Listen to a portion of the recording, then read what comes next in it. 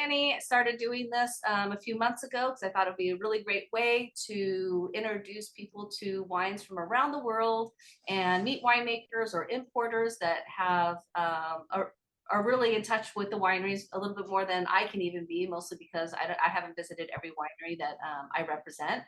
And we get to hear about stories and see pictures and yeah, just have an all around good time. So without further ado, Martin here, he represents ViniMundi Wines. I represent Organic Wine Exchange. He works for an importer that brings all these amazing wines in. We have 2 whites and 2 reds today. And we are going to get started with the Pinot Grigio. So if you don't have it in your glass already, give yourself a pour. And I'll let Martin give him a little background about himself, but also we'll jump into a little bit of information about the winery and then the Pinot Grigio. Absolutely. Absolutely. Thanks for having me, first of all.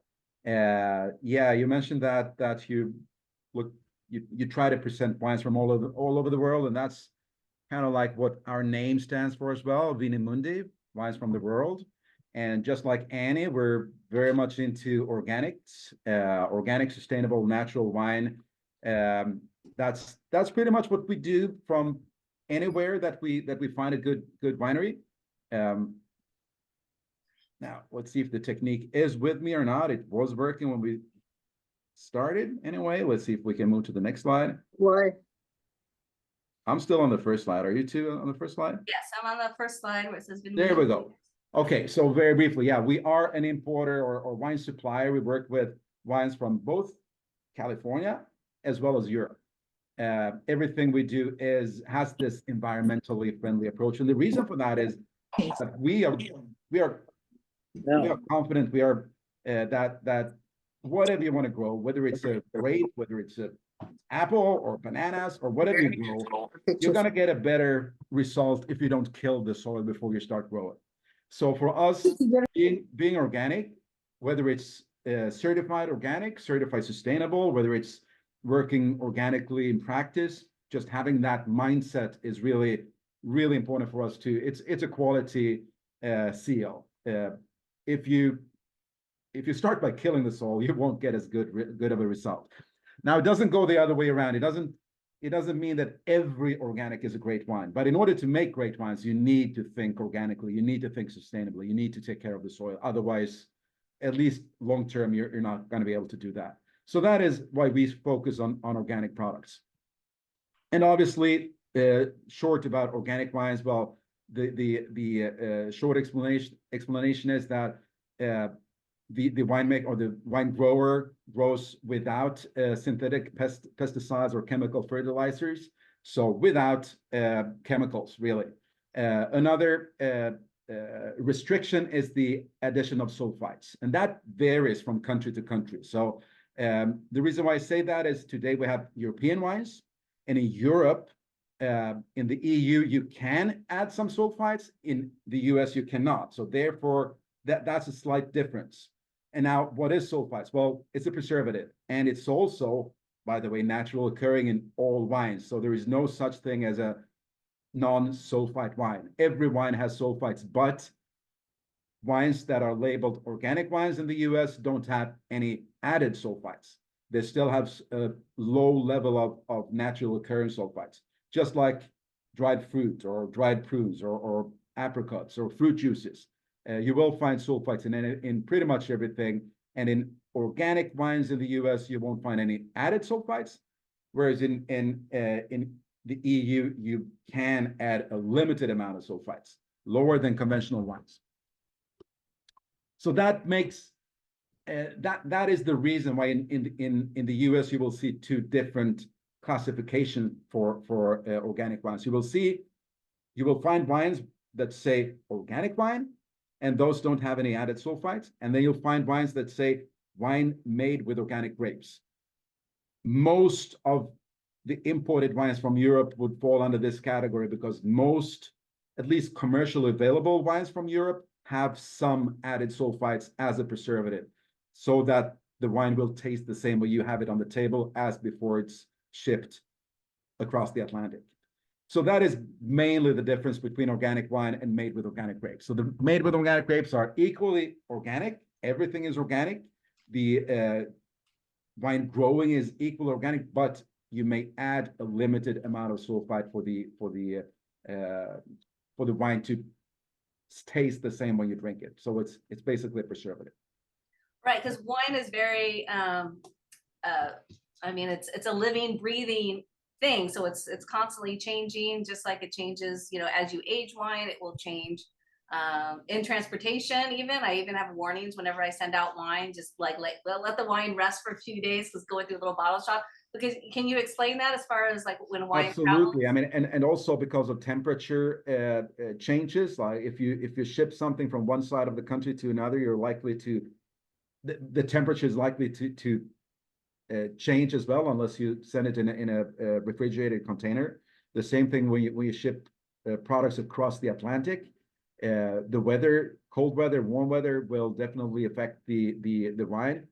And as Annie was talking about, the bottle shock. So the effect of basically shaking the bottle means that the bottle will have to rest for a little while before to go back to its let's say original state.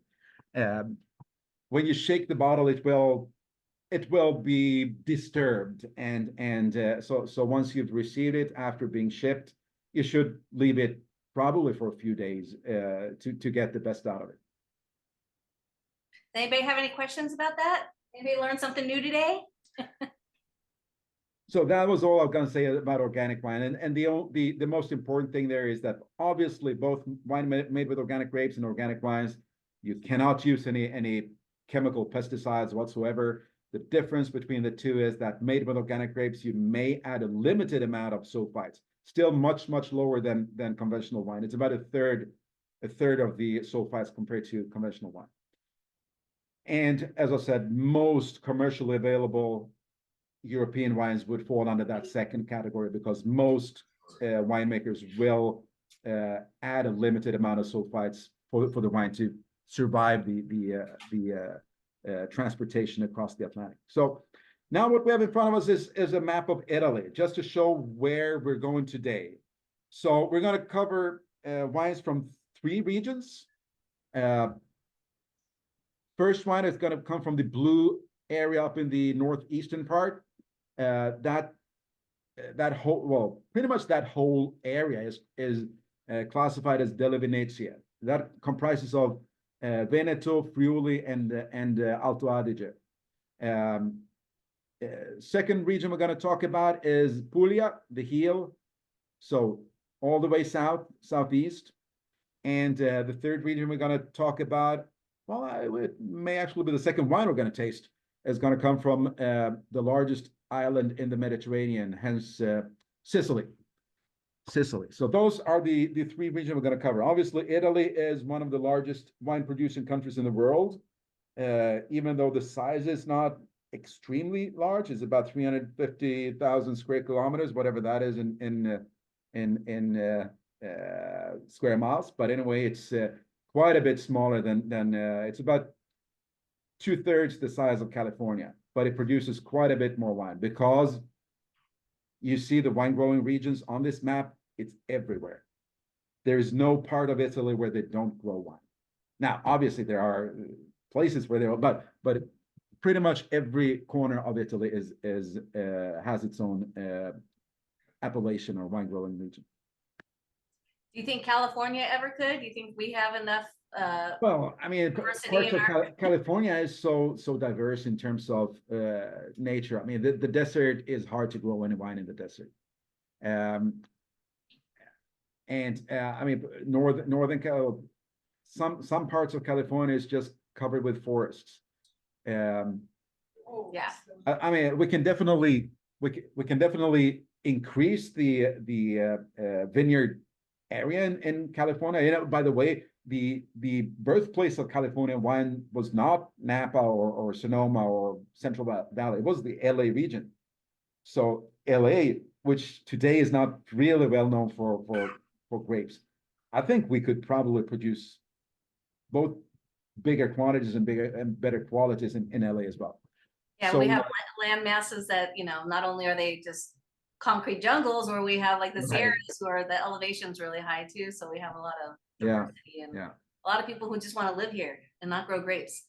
Which is not a bad idea either. Living here is I mean, it is after all a pretty diverse state, or almost like a country, it has Right. everything from deserts to mountains to coast to big cities to wine country, and I mean, it's really an exceptional state, I think.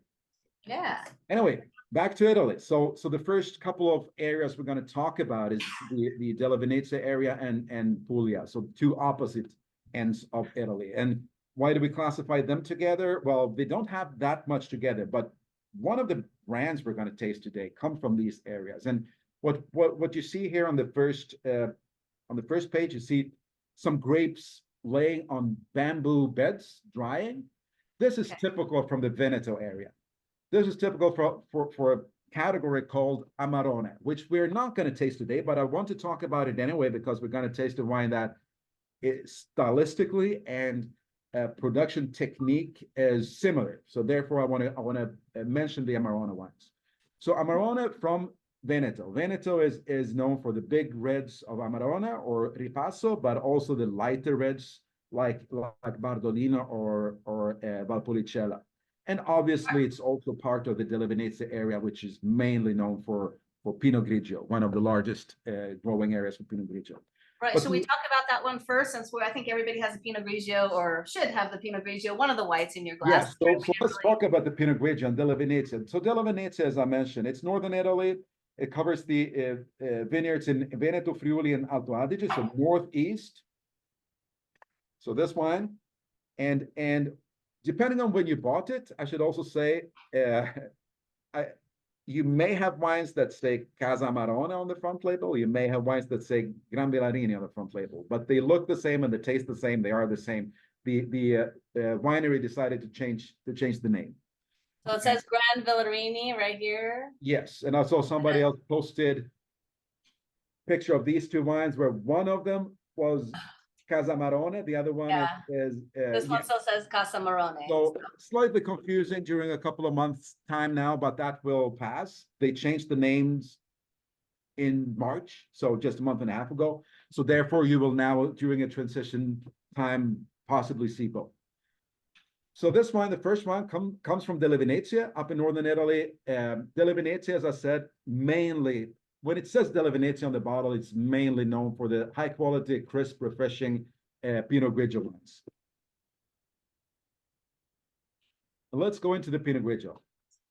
So this wine is, well, Pinot Grigio. First of all, everybody knows Pinot Grigio. Everybody who drinks wine knows Pinot Grigio. And why is that? Well, probably because it's the #1 imported white grape varietal to the US.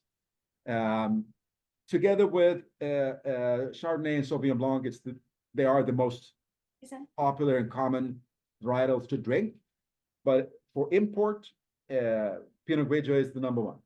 So most people who drink white wine will have tried this varietal in the past. So it's really a classic Italian varietal, one of the most popular white varietals in the US. And this particular wine is, well, if you start by looking at the color, it's slightly darker than some Pinot Grigios out there. Now, Pinot Grigio can be almost from watercolor to this straw yellow, slightly more golden, almost with greenish tints color. And this is more on the darker side, and that gives you the signal, the hint that you will probably have a slightly more full-bodied wine in the glass as well. Now, and when I talk about full-bodied wine, it's still on the Pinot Grigio spectrum. So we're not talking about a New World Chardonnay with a lot of butter or a lot of, no, not at all. This is still a crisp and refreshing white wine. But on that Pinot Grigio spectrum, this is slightly more full-bodied. It's picked at a slightly riper, when the grapes are slightly riper than some other Pinot Grigios out there, which makes it a really nice food wine as well. I mean, the the winemaker is looking for that balance, the balance of acidity, fruit. He doesn't want it to be too powerful, but he still wants it to be slightly fruitier, which makes it both a good food wine, but also a just wine by the glass, by the pool, or it's really one of these wines that goes with a lot of things. Well, yeah, Georgie just said this might be my new favorite wine. She has a beautiful big pool that gets a lot of love. And Katie said this Pinot Grigio pairs perfectly with the albacore and extra virgin olive oil, lemon, and capers that she just shared a picture with me before we That's good. started. No, absolutely. It goes so well with fish dishes of any kind. So it goes very well just as an aperitif, just by the pool. Now, I'm a wine geek, so I shouldn't tell you this, but when I used to live in Florida, I used to drink Pinot Grigio by the pool with ice cubes because that's what I wanted when it was 100 degrees warm and 100% humidity by the pool. Now, obviously, that is a refreshing drink more than a complex wine. But just to say that it depends on situation, depends on. Oh, that looks so good. That's Katie. That's what Katie sent me. That looks so good. So I think this is a very versatile wine. It has a nice fresh bouquet. It has a lot of apples on the nose, some citrus. Absolutely, it has a good minerality, and it goes extremely well as with the albacore, with fish dishes in general. Yeah, it goes down pretty easy. I mean, I have it goes to say down that. easy. It goes down really easy. So we have Christy here, which if you want to unmute yourself, you can, but she has a bunch of different pairings that she sent me, showing me all the 3 different things that she has paired with the lineup today. Christy, you unmuted yourself, so feel free to talk and share what you paired the first one with. With this Pinot Grigio, I paired it with a roasted beet and blood orange salad. And it had like a little vinaigrette dressing on it. It paired perfect. The earthiness of the beets went really nice with that crisp minerality that the Pinot Grigio has. This is stunning. And for $15, yeah, how is that even possible? Well, I always say that the better quality wines aren't always the most expensive, especially because they're not. Mostly it's because they're just not as well known, and that's the biggest thing. It doesn't have anything to do with quality. It just has to be right. Like, why do people pay thousands of dollars for a Gucci purse opposed to just any old leather bag? So it's kind of like that in the wine industry too. Absolutely, no, absolutely, and obviously there's some kind of price quality. I mean, if you pay more, you get better, but only to a certain extent and only to a certain level. There's no reason to pay $200 for a bottle of wine. You're not going to get $200 worth of wine, that's for sure. But if you go from a $2 chuck to something like this, you'll notice a difference. Absolutely, but I agree. I mean, there's no reason to pay these ridiculous amounts, which you sometimes have to, because of the name. And I mean, we do get a lot of nice reviews for these products as well, with both international and domestic. So I think what a lot of people don't understand is that sometimes reviews, like it costs, I don't know if the people you send reviews in charge you, but a lot of reviews agencies charge you to submit wines, and so sometimes again that's a little absolutely, it's nice to get the review and get the accolades, but at the same time, like sometimes absolutely, some do. That's true. All right. Okay, so without further ado, maybe we should go into the next wine. Are we ready for that? Sure. Which comes from Sicily. So very briefly about Sicily, the largest island in the Mediterranean. Beautiful island. Well, I would say I'm going to say all Mediterranean islands that I've been to have been beautiful, but this is really a gorgeous island with a lot of culture, a lot of rich, a mix of North African and European culture. So a mix of Arabic and European and Roman culture and Greek culture as well. So I mean, because it's in the middle of it's in the middle of this big pond called the Mediterranean. So influences from North Africa, from Greece, from of course the Roman Empire. So a lot of ancient history that you will see when you visit this island. It's also a very volcanic island with the largest active volcano in Europe, Mount Etna, which is also given name to the famous Etna Rosso and Etna Bianco wines. Thank you. So a very interesting island with what we call Mediterranean climate around the closer to the coast, and a more continental, because it's such a big island. When you get closer to the inland, or when you get more inland, you get more of a continental climate, even though you're on an actual island. The local grapes, they do grow a lot of they do have a lot of local grapes, like the Nero d'Avola, which we'll taste later, Grillo, which we'll taste as well. There's also the Nero Mascalese, which is the main varietal in the Mount Etna and the Etna Rosso. Can you share that picture of the 4 different wines from this winery? Absolutely. So the ones that we're tasting today, for those who have them or don't have them, we're tasting the Grillo that comes in a really cool packaging. It's not like just a single label. It's the label's like the whole wrap of the bottle. I don't know if you could even hear it by feeling it. So Grillo, this is a varietal that's starting to get a lot of exposure here in the United States. And like you said, we're going to be tasting the Nero d'Avola in a little bit. Yep. And we have a couple of the other ones.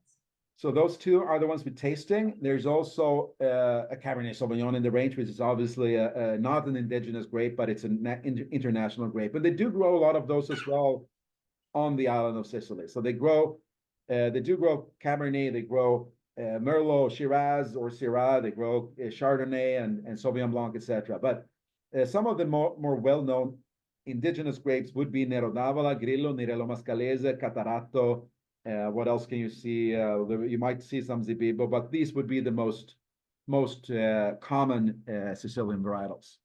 Yeah, I've had the Zibibo before, and I was introduced to the Mascalese with another brand that we carry, but it's really nice to know that you have a Mascalese as well.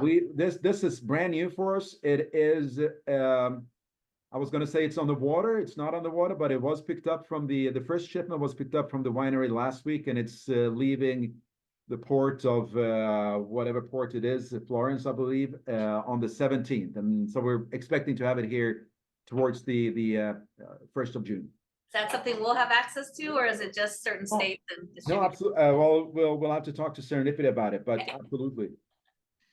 I love the packaging, and someone, Katie was just saying, love these bottles, aesthetically very pleasing to the eye too.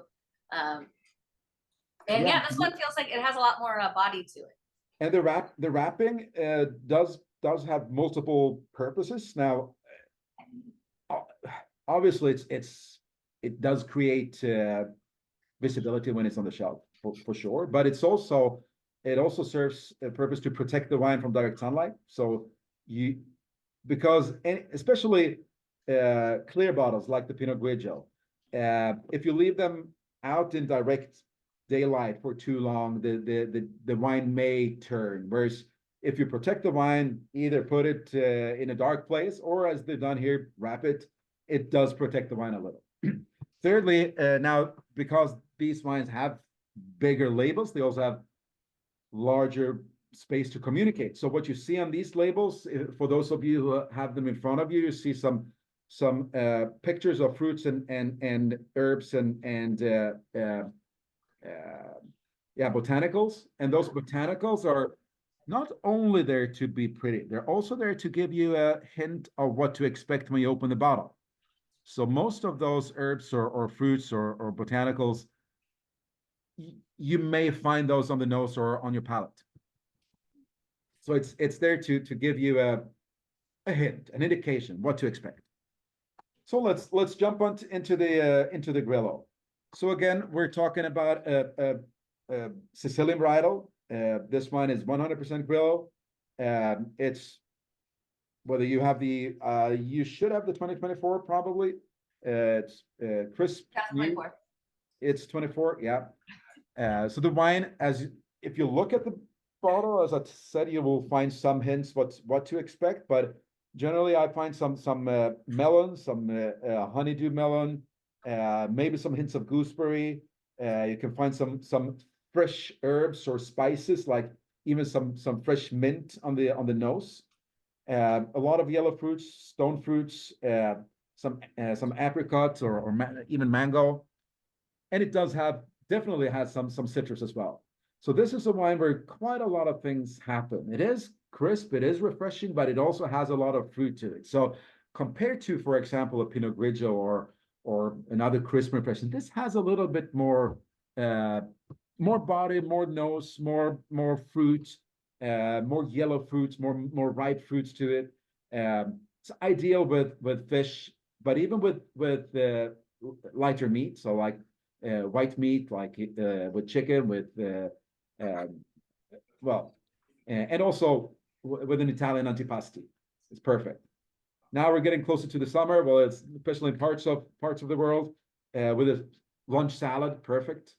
With a Caesar salad goes absolutely beautiful. Yeah, Katie was saying how much it makes sense with having the wrapper protecting the wine. Yeah. And you know the sun shifts throughout the year, so her wine rack is getting beamed right now. So this kind of helps out a little bit. Now the only disadvantage that I see is that, well, especially for the whites, if you want to put them in a ice bucket, after a while, maybe but it lasts just as good as a regular label. Because I mean, even a bottle with a regular label, if you put it in water or ice for too long, it will come off or it will damage the label. But so that is, I mean, people have asked how does it work in an ice bucket, but this is a label, so it lasts as good as a regular label. Now, if it would be like a screen printed bottle, it maybe would have kept longer in water or in ice bucket, but that's the only negative. That's the only drawback I can see with it. Otherwise, it makes sense. It protects the wine. It looks nice. Good for gifting. And also, what we've noticed with both this and the Nero d'Avola, which we'll taste later, is that people come back for it. As a salesperson or marketeer, you think you can fool the consumer with a pretty packaging, and maybe you can once, but not twice, right? You cannot put on a eye-catching, beautiful label and think that people will keep on buying it. No, that's not how it works. You still have to make a good wine, and for these wines, people come back. So that's a good testament to that people like it. And again, obviously, all of these wines are organically grown. This particular wine comes from the western part of Sicily, so towards the around the city of Trapani.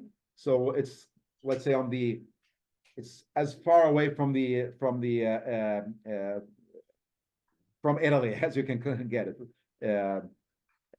West Coast. So towards the ocean, so to speak.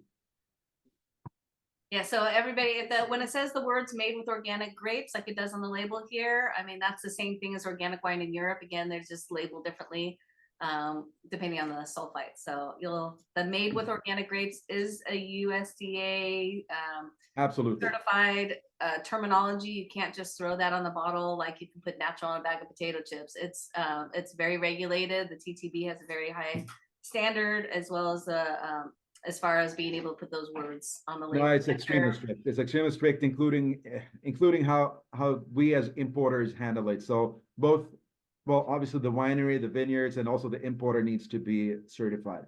So it's very strict. And made with organic grapes, the growing is I mean, it's just as strict as organic wine. The only difference is that you may add a limited amount of sulfites.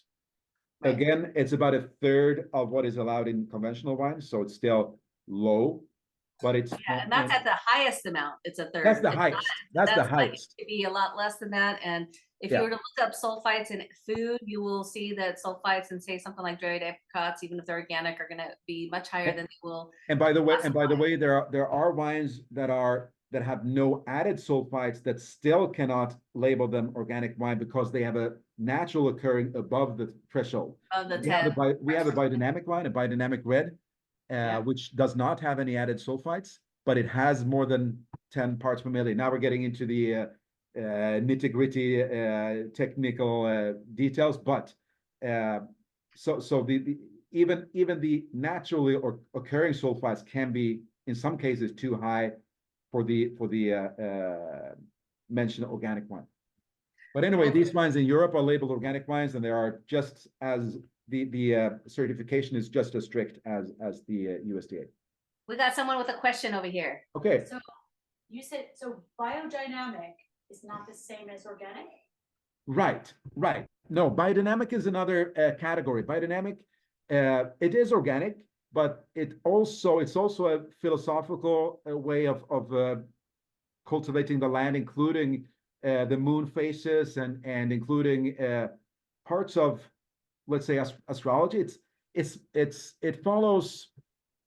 Let's say it is equally strict in terms of organics, but on top of that, it has some more philosophical and aspects to it as well, including moon phases and stuff like that. Right, and it doesn't mean that some organic wineries don't do what biodynamic wineries do. They just might not do all the different types of treatments and preparations and cycles. Right. They basically, biodynamics is a type of certification that treats the farm as one living organism. So yes, they have their own compost, they have their own animals. It doesn't mean that an organic vineyard might not, hire some sheep to come graze or have some chickens come on their property or buy some organic compost from a neighbor. But biodynamics is kind of one of those concepts where it's a very old school way of, a traditional way of having like an inclusive farm. It is. And some of the most well-known wines in the world are biodynamic without really putting it on the label. Like Domaine Romanée Conti has always been working biodynamically, but it's not certified. They don't put it on the label. They don't have to. When they sell a bottle for $10,000 per bottle, but so biodynamic is really, as you say, it's let's say an old school way of cultivating the land, including using a lot of farm animals, like including using horses for cultivating the land, and so it's very philosophical on top of the organic. Yeah, good question. And then Christy, what are you pairing with this wine? Hi. Christy. So this one, I was doing research on Grillo, and I actually had one the other night. And I made roasted asparagus with a lemon ricotta sauce tonight. And it is, it is blowing up in your mouth when you have the Grillo. It is flipping amazing. I want to be where you are. Come on over. It is downpouring rain here right now. Where are you? North Dakota. Okay. Yeah. Yeah, it's a little far. Right. Yeah. But yeah, no, this is amazing with it. They said the Grillo goes well with asparagus and weird salads and things. So I was like, okay, let's do this. Good, cool. I never tried it with asparagus. Asparagus is one of these that can be tricky to pair with wine. Yep. Classic is Riesling, but this I can very well. I mean, I can imagine that it goes very well with asparagus, even though I haven't tried it. And I think that the lemon ricotta sauce just adds another layer too. Yeah, this is a little bit more. Yeah. The Grillo is definitely rounder. I don't know if it's like lees aging or what it is, but there's definitely some roundness in this. Right. Yeah, it is. It is a little bit round. They don't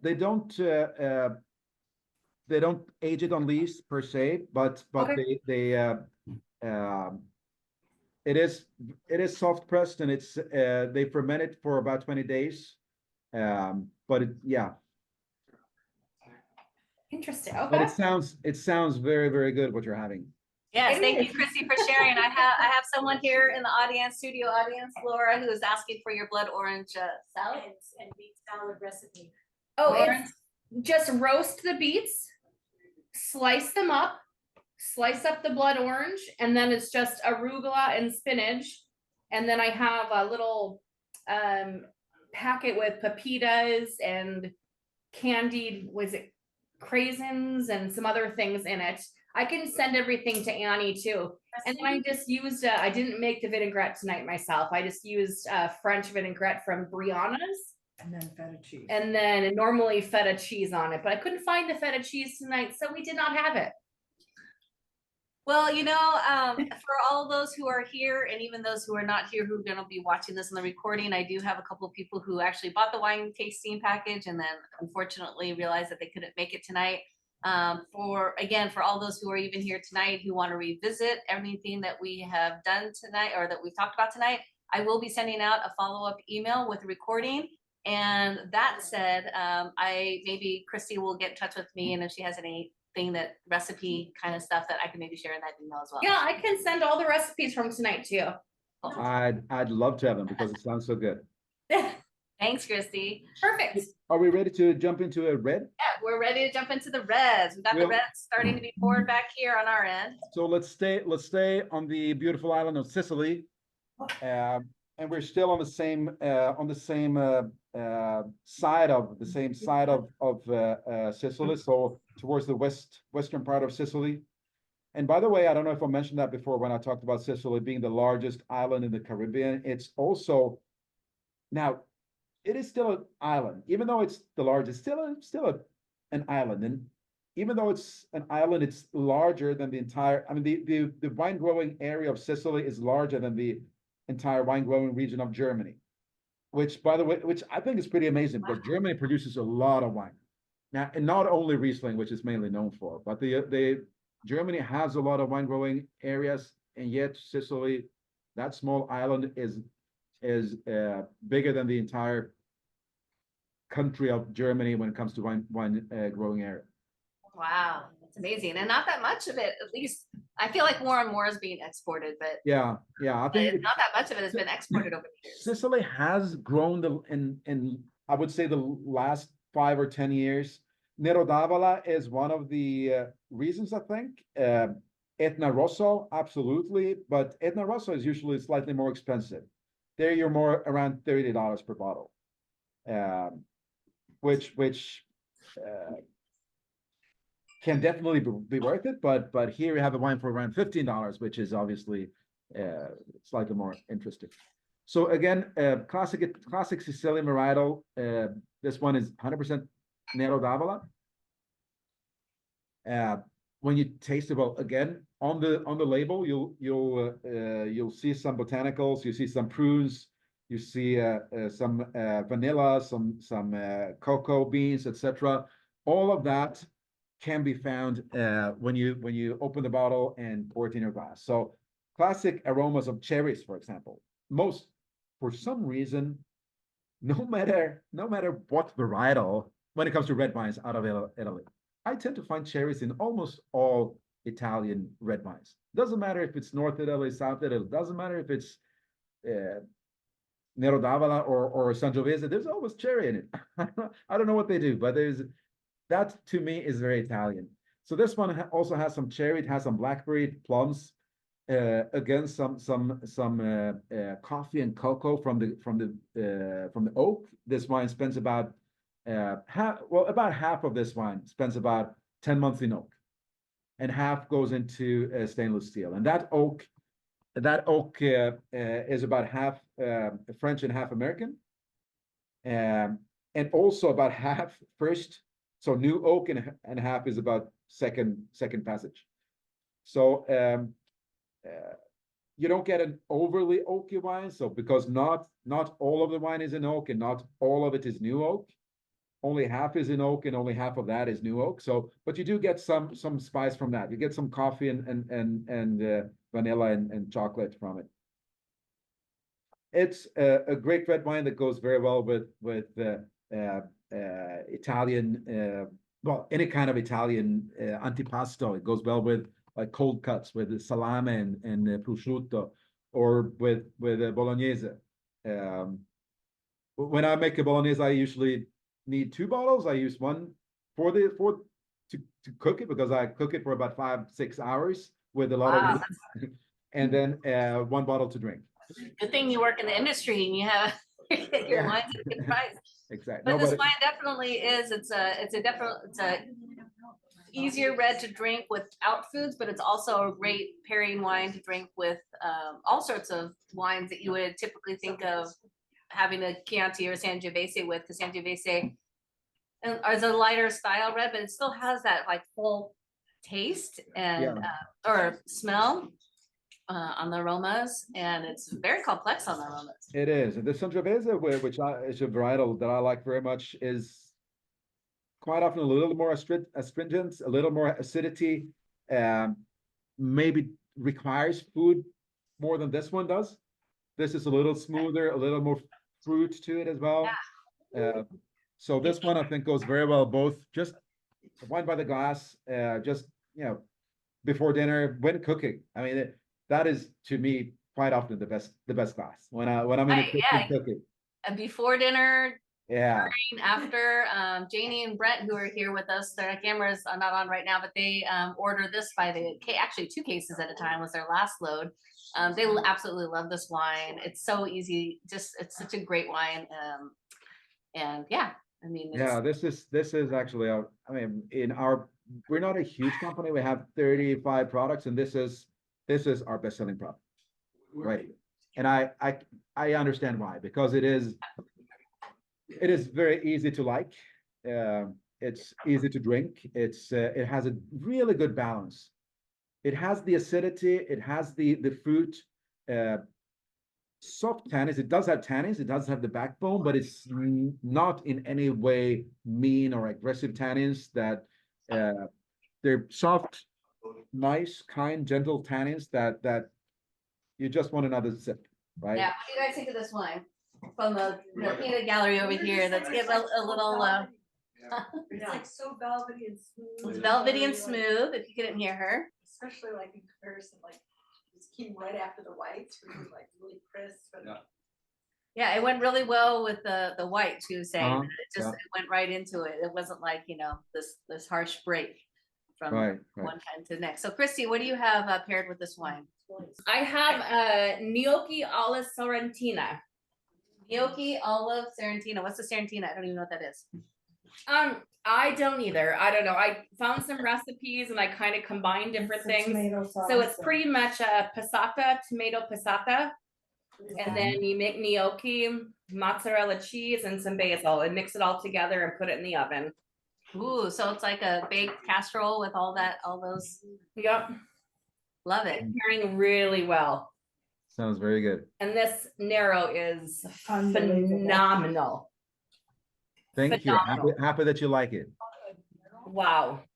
It's called Nero de Avola. So Nero, Avola is kind of the place, right? Of Avola. Yeah, it is. So Nero is the black grape from Avola. Yeah. So that's a little translation. Yeah. And that's the one that's, wait, is it? Yeah, it's Sicily. Okay. It's Sicily. So back to Appassimento. If we look at this slide again, where I talked about the Amarone and the drying grapes, which is the technique of making Amarone. That technique is called Appassimento. So that's the link between Amarone and Appassimento. It's the same technique. That is mainly well known for big red wines out of Veneto called Amarone. But they also use this technique, the Appassimento technique, in other regions of the country, predominantly for red wines. And that's where we have our Appassimento Rosso, which we will taste. But there's also a small production of Appassimento Bianco, so white Appassimento. It's not as common. You don't find as many different varietals different producers out there.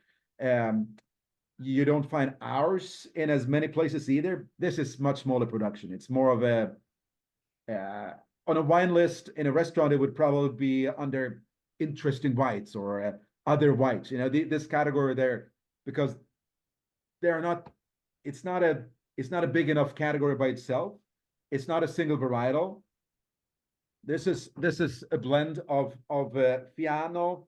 Well, it depends from vintage to vintage, but they usually use Fiano, Malvasia Bianca, and sometimes some Chardonnay in there as well. So are they drying the grapes like they do with the red for the whites or no? They dry the grapes for the white as well. Yeah. Okay. And so Appassimento is a style of winemaking. So Appassimento is the drying of the grapes. So drying of the grapes before crushing them. So what you get by doing that is you get a much more concentrated juice. And when I say concentrated in every aspect. So there's more sugar in the juice. Right. Not necessarily in the wine, but in the juice. There's more aromas, more flavor. And obviously the sugar, most of the sugar, when you ferment the wine, most of the sugar transforms into alcohol.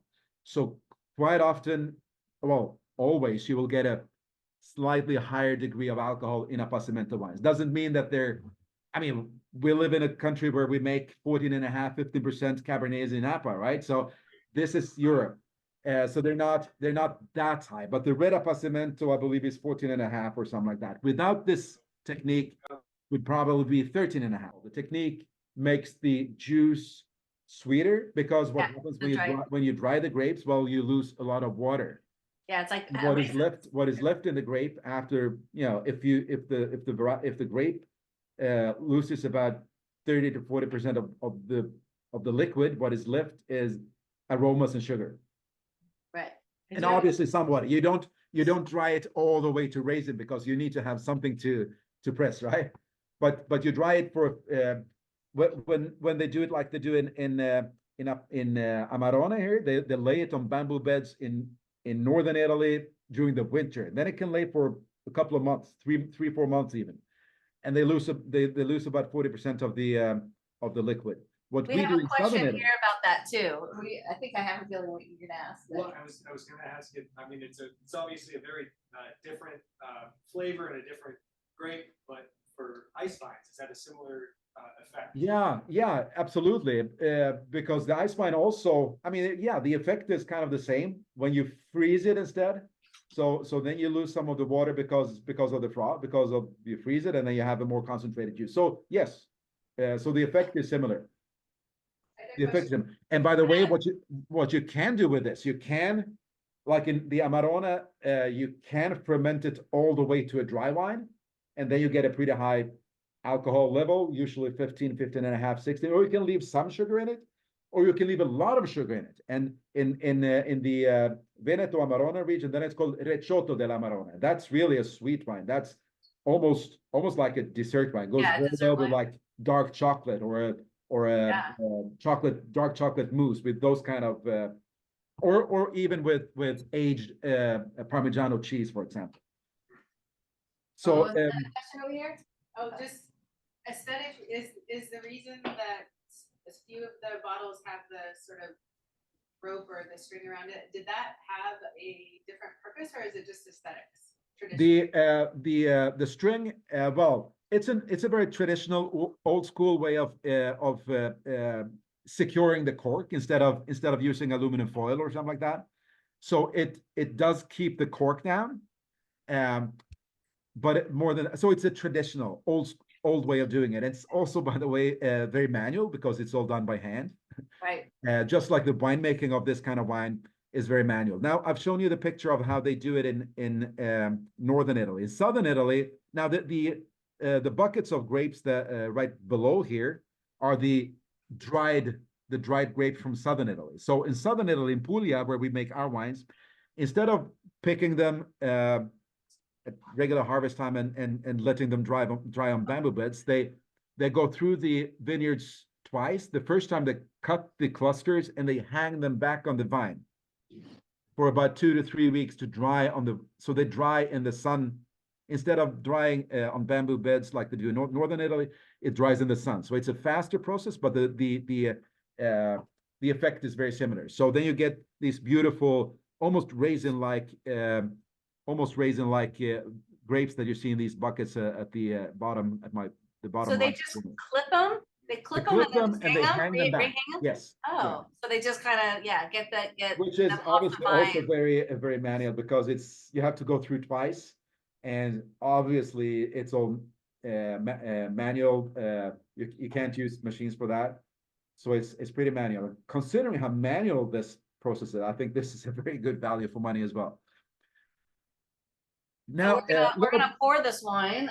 Please pour, but I'll just tell you 3 or 4 facts about Puglia. You know, I'll show you where it is, and many of you probably already know it, but it's the heel of Italy. You know, Italy is a boot, right? And this is the heel. This is one of the oldest wine growing regions of Italy, where the wine growing dates back to ancient Greeks. The climate is very dry and warm, which makes it optimal for organic wine growing. So I don't see any reason not to grow organically in Puglia because it's so dry. You don't have any problems with mildew. You don't have a lot of insects. It is one of the, in Italy, it's one of the most optimal regions for organic wine growing. Some of the local varietals, Primitivo, as we saw, we do have a Primitivo as well.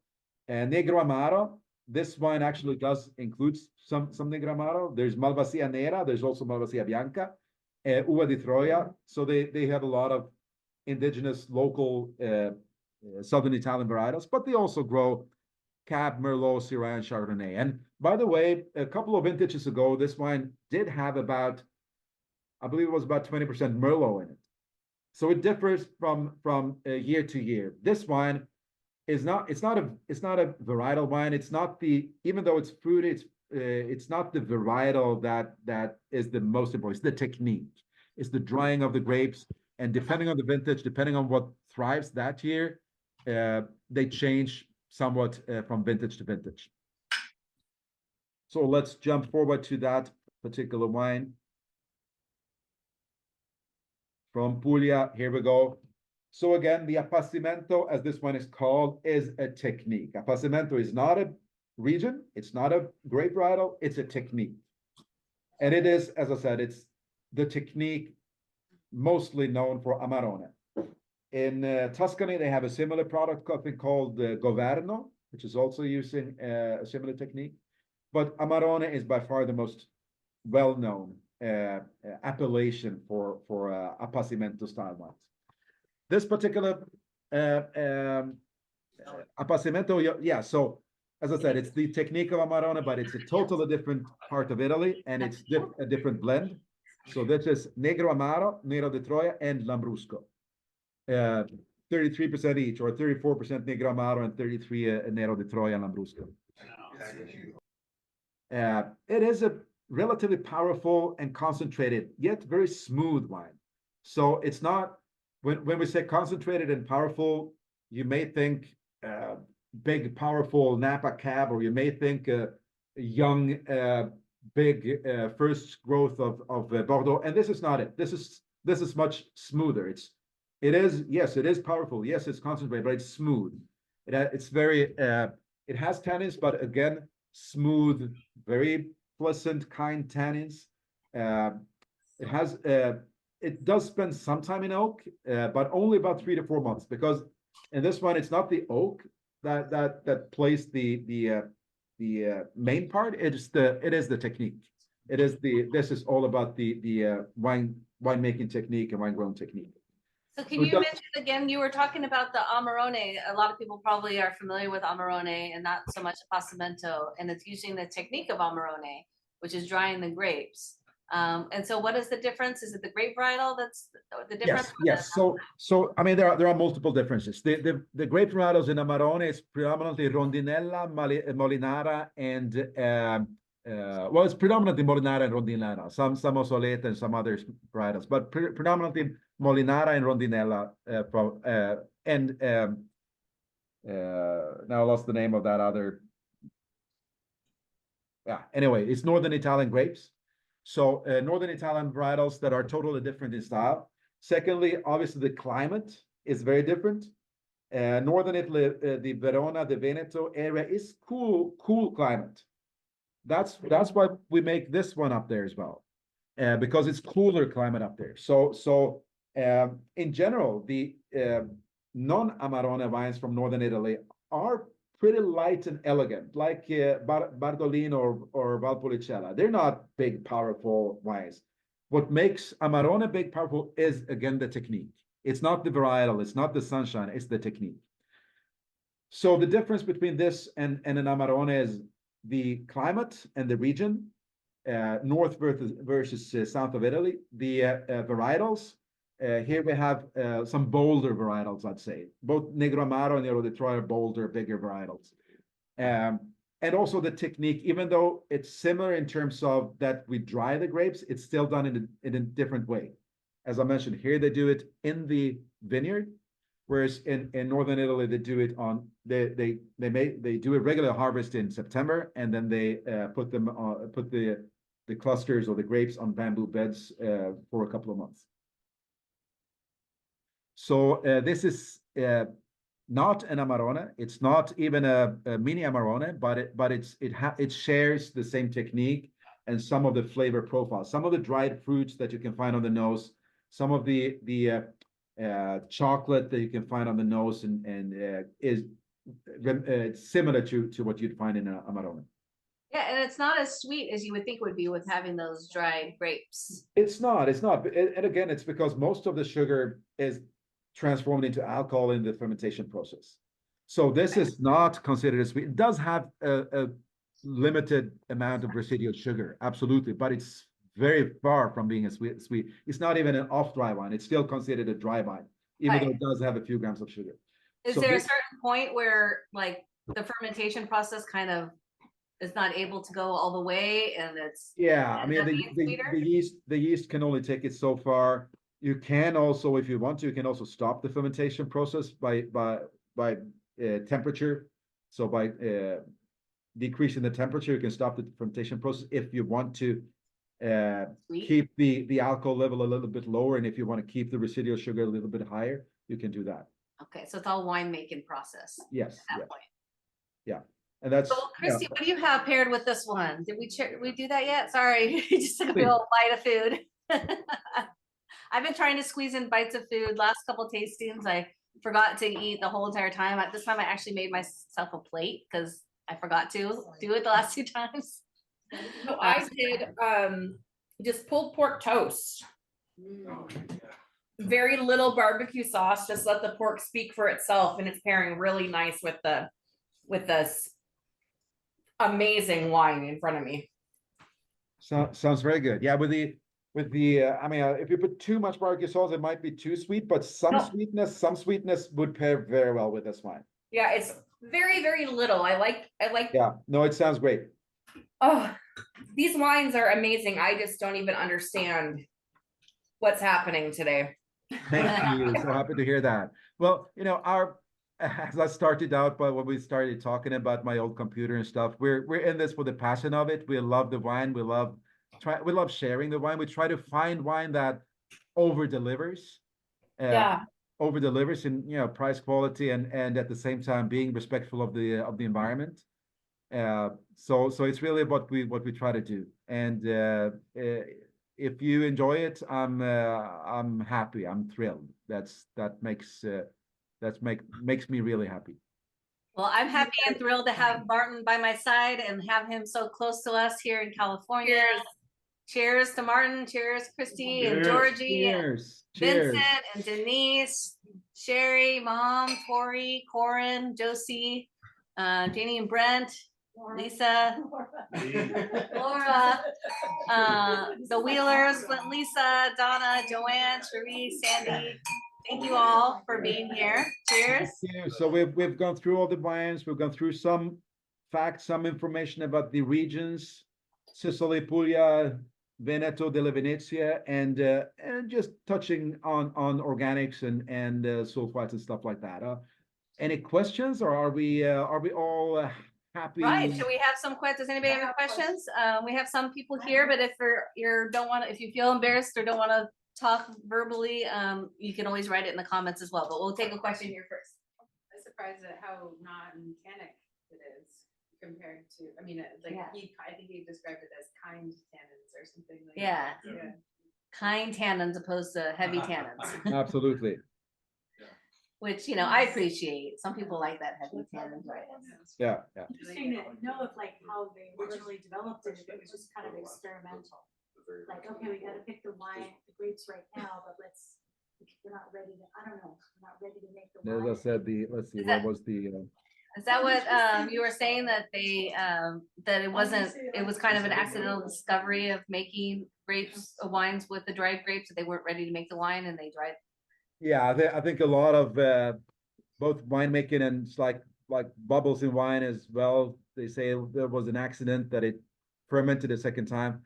A lot of cooking as well. Traditional cooking has been discovered by accident, and the same thing here. They whether they forgot to cut or they were sick or whatever, they forgot to harvest and ended up with semi raisins and said, well, let's try to do something with it.